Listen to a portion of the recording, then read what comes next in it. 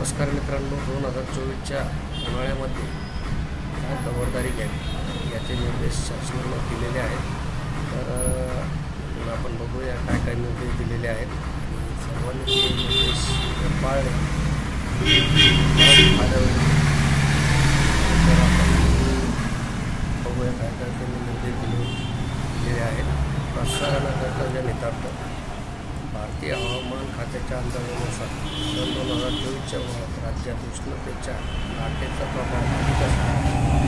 उष्णतेच्या लाटेमुळे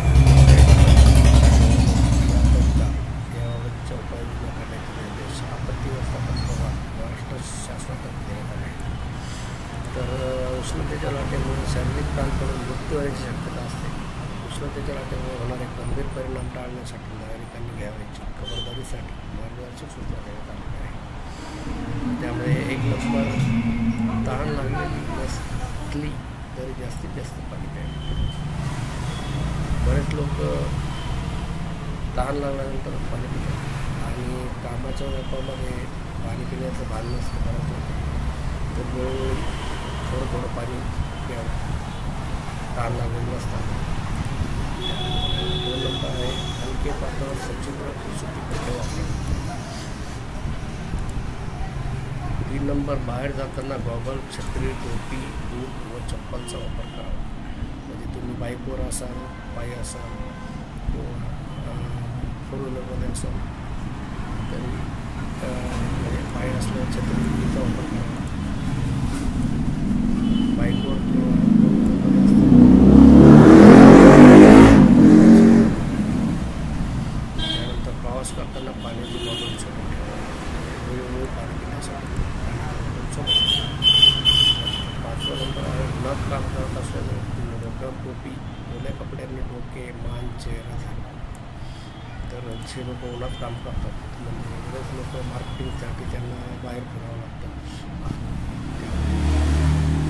आपले कामगार बंधू हे असतात तर ते दिवसभर उन्हात काम करतात तर त्यांना जास्त धोका असतो.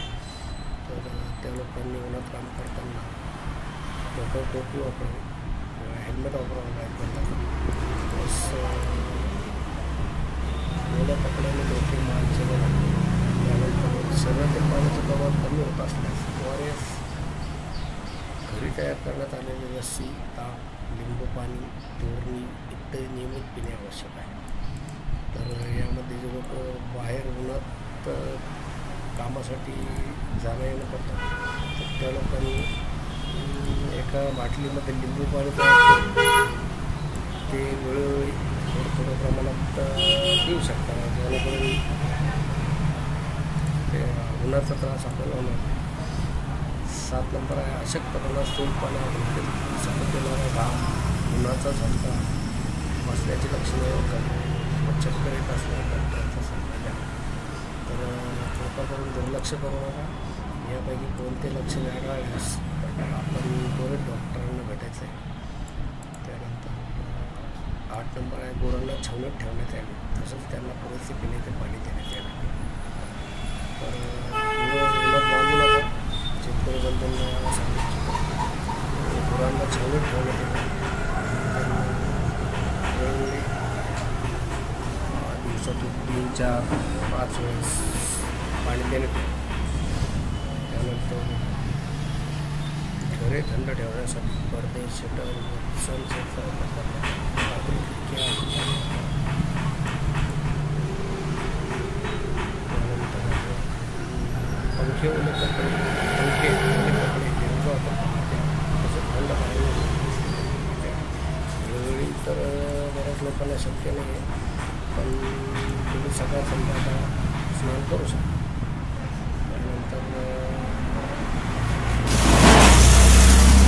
कामाच्या ठिकाणी जवळच थंड पिण्याच्या पाण्याची व्यवस्था करण्याची आहे.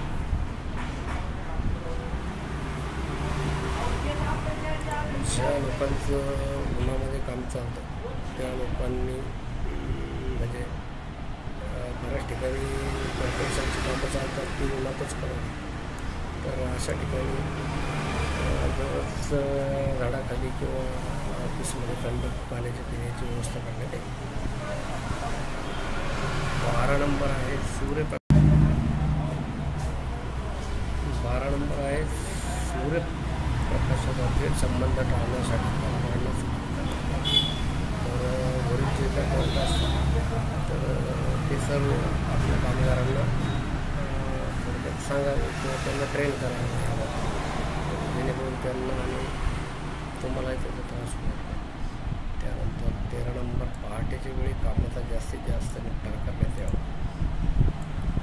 हे तर जॉब करणाऱ्यांना शक्य नाही आहे, पण शेतकरी बंधू हे करू शकतात की ऊन पडण्याच्या आधी म्हणजे 10 ते 11 वाजेपर्यंत पहाटेच्या वेळी जास्तीत जास्त काम तुम्ही आटवायचं आहे आणि मग त्यानंतर तुम्ही थोडा आराम करू नंतर 4 वाजेनंतर तुम्ही कामाला सुरुवात करू शकता.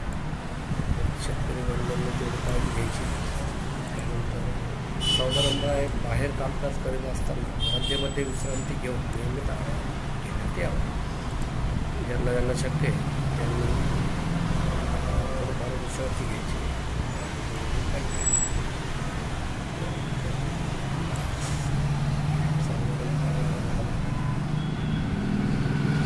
15 नंबर गरोदर कामगार व आजारी कामगारांची अधिकची काळजी घ्यावी.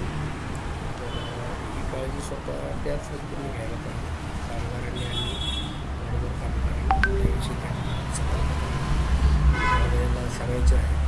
त्यानंतर 16 नंबर आहे रस्त्याच्या कडेला उन्हापासून संरक्षणाचा शेड सुद्धा आहे.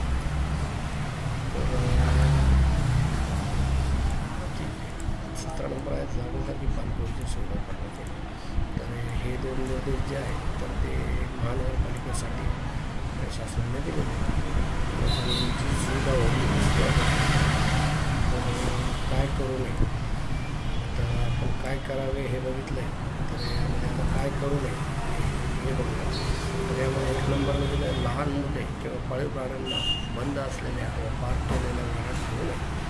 काय होतं की उन्हामध्ये जर वाहन उभं असलं तर त्यामुळं हीट त्या वाहनामध्ये खूप वाढतं, उष्णता खूप वाढते. त्यामुळं लहान मुलं आणि पाळीव प्राणी धोका होऊ शकतो.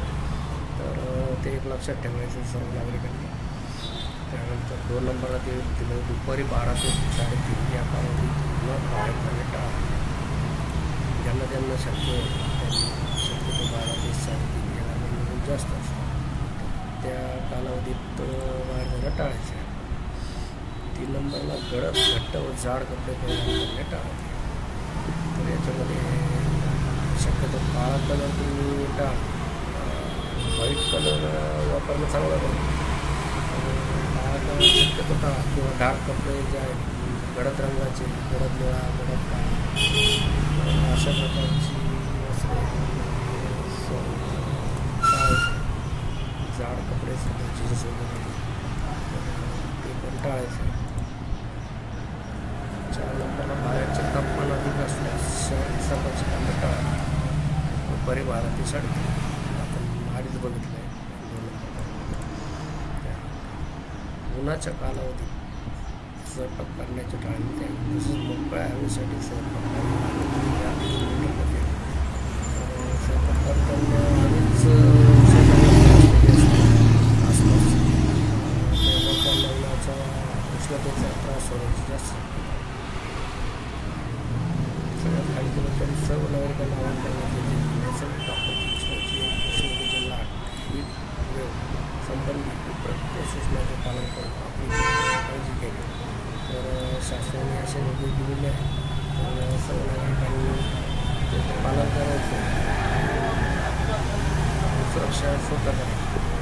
आणि एक पॉईंट याच्यामध्ये मी माझा ॲड करू इच्छितो की त्यामध्ये उन्हातून कामा करून आल्यानंतर लगेच तुम्हाला पाणी प्यायचं नाही. कारण उन्हामध्ये शरीर हीट झालेलं असतं, उष्णता वाढलेली असते शरीराची आणि तुम्ही एकदम थंड पाणी जर पिलं तर त्यामध्ये तुमची प्रकृती बिघडण्याची शक्यता आहे. त्यामुळे शेवटचं पाणी पण लक्षात घ्या.